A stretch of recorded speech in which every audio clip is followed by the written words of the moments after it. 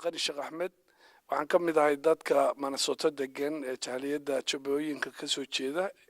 ee Soomaaliya. waxaan mudaharaadkii aanu abaabulay 18 bishan January maalinkii Jimcaha oo ku saabsanaa looga soo horjeeday madaxweynaha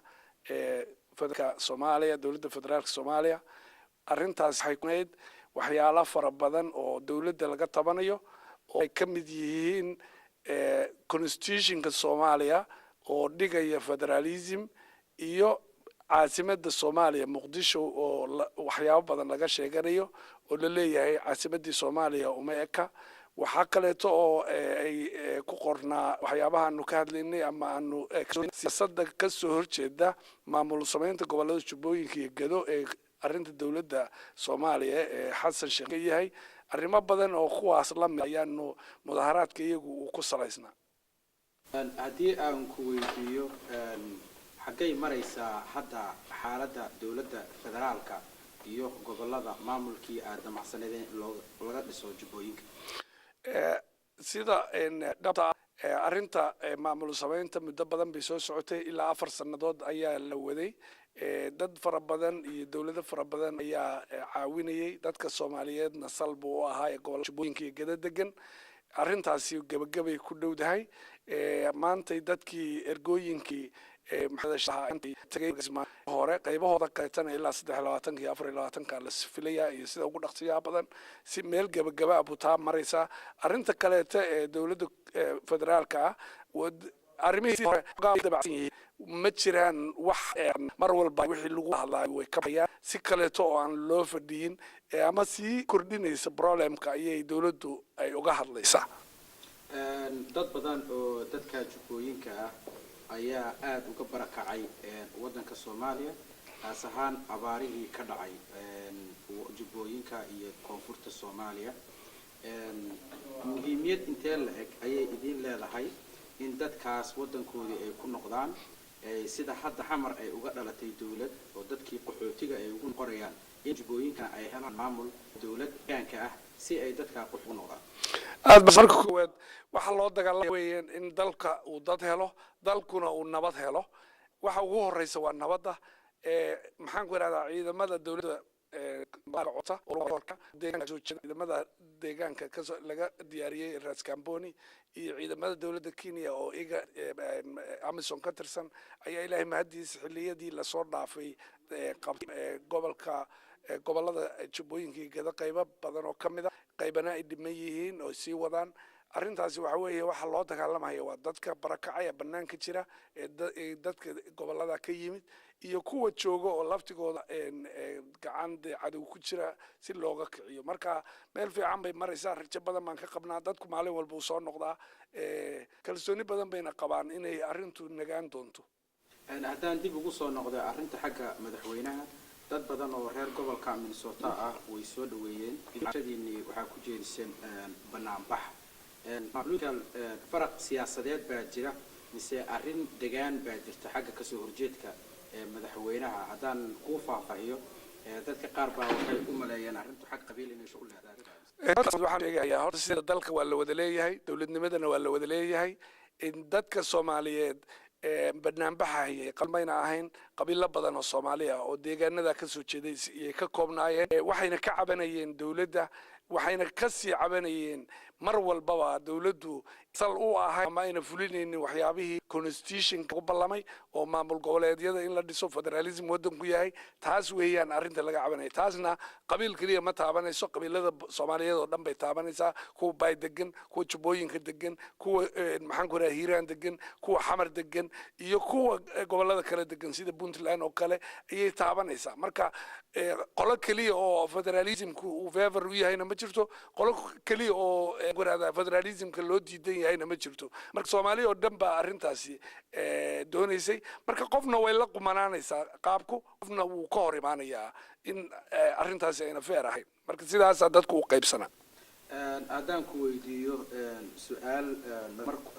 waxaa ka mid ahayd in dowladda federaalka iyo maamul goboleedyada sharcigooda uusan qeexnayn xagga xuduud uusan sharcigu uusan qeexayn xagga nidaamka wadanka uusan sharciga federaalka iyo dowladda federaalka idinka sida idin la tahay hadalladaas madaxweynuhu ka dhaxeeyay shirka وين أحيا حق وصاد اللي ما الله استعمال جرا ومحلدي أيها أنا إسكو حرنين أو أي كم تهاي بونتلان أو كلا أو سميسن قلب مدوق أو كلا الله شيء حمني يحب أو كلا الله شيء بيدبا أو حتى معمول كسميس ميو قبل هذا تشوبوين كأو كاسي أرميزا لوضو مركا wax isku xiro oo ayaga kuwaas kala duduway ma jiro marka sidaa daraadeed waxa uu jirtaa oo ma jiraan wax qeexaya laakiin iyagoo wuxuu samaysan ayaa hadii la ku reeyay laga shaqeyn karaa oo la meel marin karaa oo wixii lagu heshiiyay haddana noqon karaa meel marka laakiin wixii sameeyay dadkii ku soo daalay ku soo dhibaatooday dhaqaale badan ku baxay waqti badan ku baxay effort badan ku baxay in dawladdu ay u baasbaxdo burburiso xaq uma laha dadkuna wax ay ku qancayaan maaha waxaa jirta arrinta aan kaasi weydiiyay boorarkii awadateen ayo aad u awoodaan hubka aan laga qaadin dawladda federaalka waxaan jirta marka hor dawladda federaalka ay u soo jeedisay ama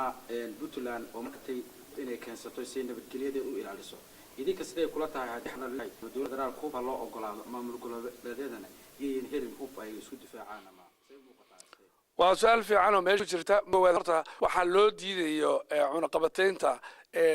dawladda Soomaaliya aqoonsigeeda koow inayna dawladda caalamku aqoonsiga ahayn inayna dawlad dalka oo dhan feer u sintay ayna ahayn inayna awood u lahayn awoodii shacabkii Soomaaliyeed ama ciidankii qaran Soomaaliyeed inta la dhiso dalbado hub dalkiina lagu difaaco dadkii Soomaaliyeedna u baxsado waxa weeyaan ciidan qaran oo Soomaaliyeedna ma jiro maadaama uusan jirin qabiilada jira ciidamada qabiiladu inay intay hubkii Soomaaliya loogu talagalay qaataan ama gobolka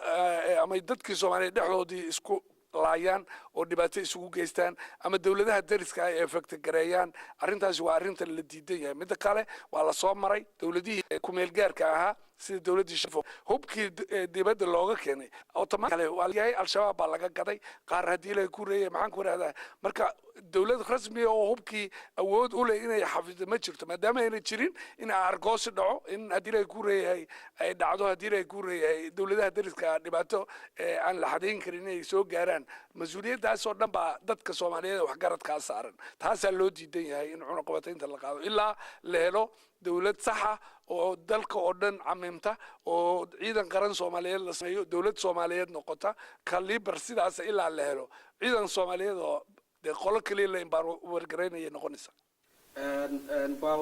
sidoo kale waxyaalihi aad markaa oranayseen ama